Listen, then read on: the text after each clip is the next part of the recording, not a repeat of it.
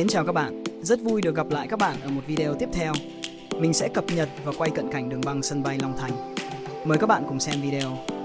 Mình chúc các bạn có những phút giây thật thư giãn. Đừng quên ủng hộ mình bằng cách bấm thích và đăng ký kênh nhé. Mình cảm ơn rất nhiều.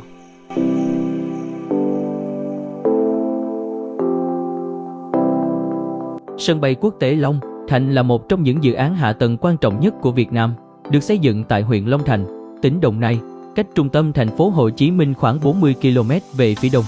Dự án này nhằm giảm tải cho sân bay quốc tế Tân Sơn, Nhất, đồng thời phát triển thành một trung tâm hàng không quốc tế lớn trong khu vực. Chiều dài của đường băng giai đoạn 1 là 4.000 m, đáp ứng yêu cầu phục vụ các loại máy bay cỡ lớn và hiện đại nhất thế giới, chẳng hạn như Airbus A380 và Boeing 777. Dự kiến sân bay sẽ có 4 đường băng khi hoàn thành toàn bộ dự án, mỗi đường băng dài từ 4.000 đến 4.200 m. Các loại máy bay có thể hạ cánh tại sân bay Long Thành sẽ bao gồm từ các dòng máy bay cỡ nhỏ phục vụ nội địa đến các dòng máy bay thân rộng và siêu lớn phục vụ các chuyến bay quốc tế dài.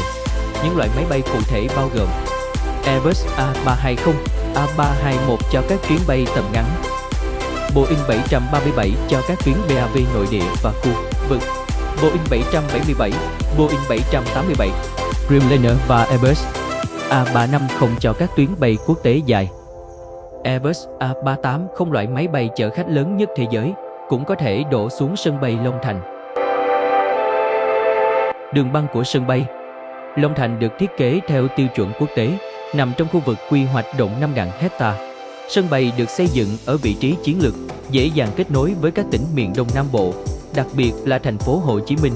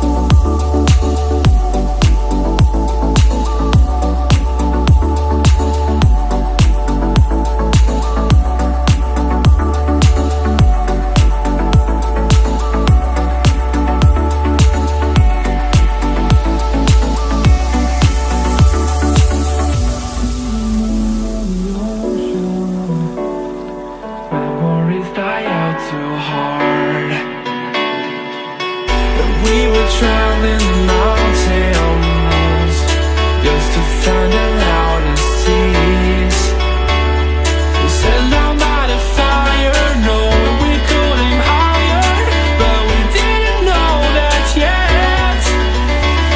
So if you want something to hold on to, gotta find it first. But here I am, 'cause I've been laying under palm trees waiting for the summer, knowing there's nowhere to go. 'Cause I am happy on this island, wanna be my fun land. Chúc các bạn xem video vui vẻ, cho mình xin lượt thích và đăng ký kênh nhé. Cảm ơn các bạn nhiều.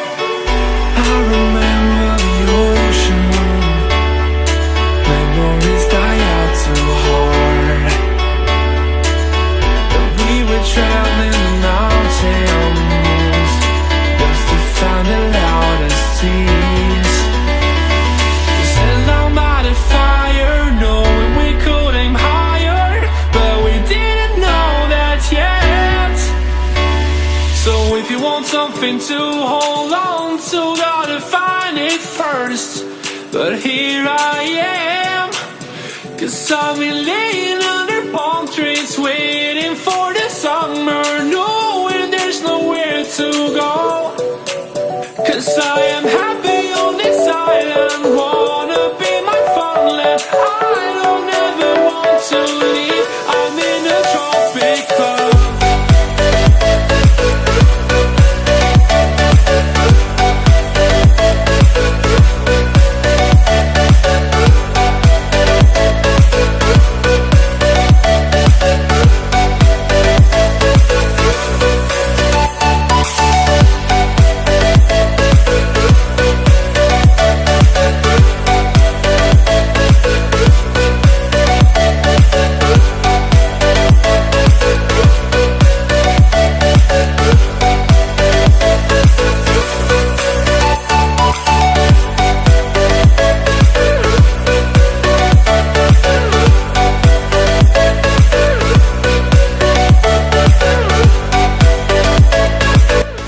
Chúc các bạn xem video vui vẻ.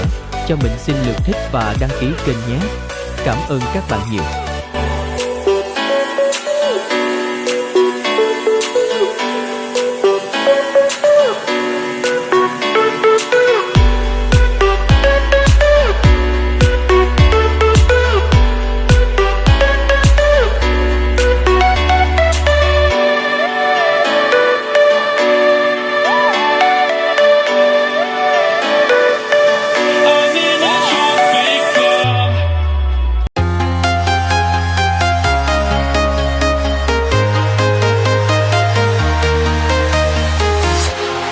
Walking alone, the streets are empty. The only thing I can see is my own silhouette. I'm getting stronger, step by step. The clock is ticking, but there's no time for me. I've been flying from town to town,